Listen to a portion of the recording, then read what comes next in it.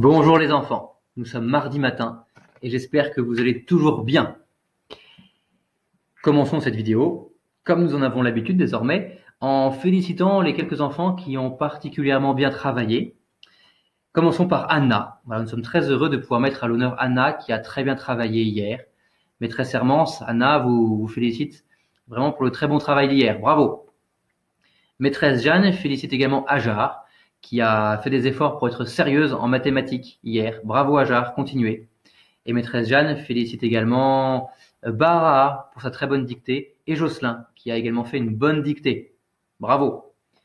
Et enfin, maîtresse Jeanne remercie et félicite Soufiane et Jocelyn qui font de gros efforts pour lever le doigt quand ils sont en visioconférence avec la maîtresse. Donc bravo, ce n'est pas toujours facile de lever le doigt derrière un écran, mais sachez que ça aide beaucoup les échanges, ça facilite la communication entre vous. Donc continuez à bien lever le doigt, même derrière l'écran, c'est très important. Merci pour ce bon exemple. J'espère que vous avez vu la vidéo d'hier dans laquelle maîtresse Jeanne lançait un défi de chorale à toute l'école. J'espère que d'ici aujourd'hui ou demain, vous enverrez vite votre vidéo avec votre chant, le corsaire, le grand coureur, pour que maîtresse Jeanne puisse faire le montage vidéo avec toutes nos petites vidéos. Et on a hâte de voir le résultat que cela va donner. Les enfants, les corsaires, en avant, au chant. Yousra voulait partager avec ses camarades une activité qu'elle a faite à la maison, que je vous montre tout de suite. Attention, ça va partir.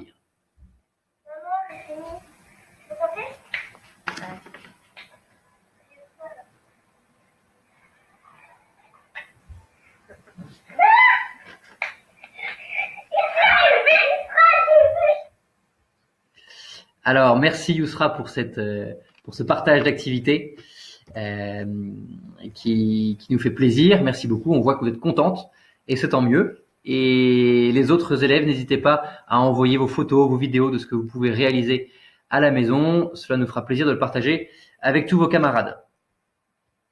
Enfin, Madame Cloarec nous envoie des nouvelles de vos plants de tomates. Et nous pouvons voir ici que les Brandywine, admirez au passage mon formidable accent anglais, que les Brandywine font la course en tête devant les Glacier et les Gardener's Delight arrivent en 3e position.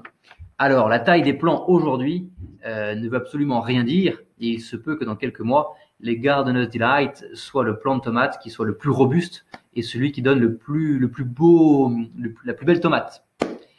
Eh bien, nous le saurons dans quelques mois. Et il est temps de reprendre notre histoire d'Henri Guillaumet que nous avions laissée la semaine dernière.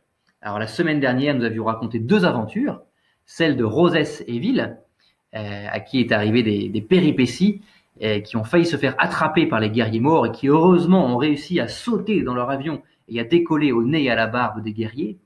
Et puis, une deuxième histoire, celle de Jean Mermoz, qui, lui, malheureusement, s'était fait attraper et était devenu prisonnier des guerriers morts, mais qui, heureusement, s'était fait libérer contre une rançon, contre de l'argent.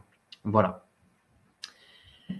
Et avec toutes ces aventures, en fait, il est arrivé plein d'autres aventures aux pilotes dans le désert, des aventures qui parfois finissaient mal, que je ne vous raconte pas.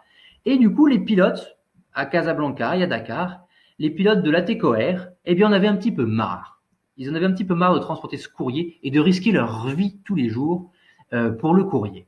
Voilà. Autant ils étaient prêts à affronter le vent, la grêle, la pluie, le sable, la chaleur du désert, qui sont des éléments naturels. Voilà, autant les pilotes étaient prêts à lutter contre la nature, contre tous ces éléments naturels, autant les pilotes en avaient un petit peu marre de risquer leur vie en se faisant attraper par les guerriers morts.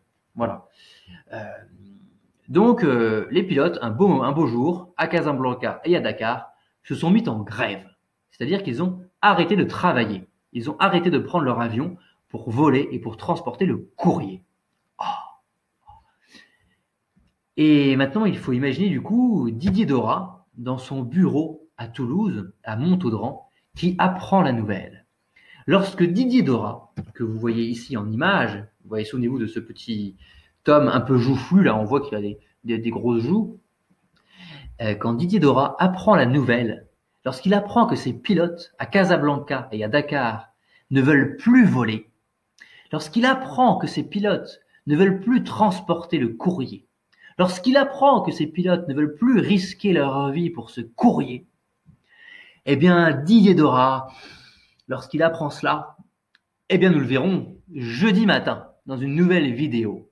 Nous verrons comment réagit Didier Dora à la grève de ses pilotes. Je vous donne donc rendez-vous jeudi matin, chers élèves, pour une nouvelle vidéo pour voir la réaction de Didier Dora.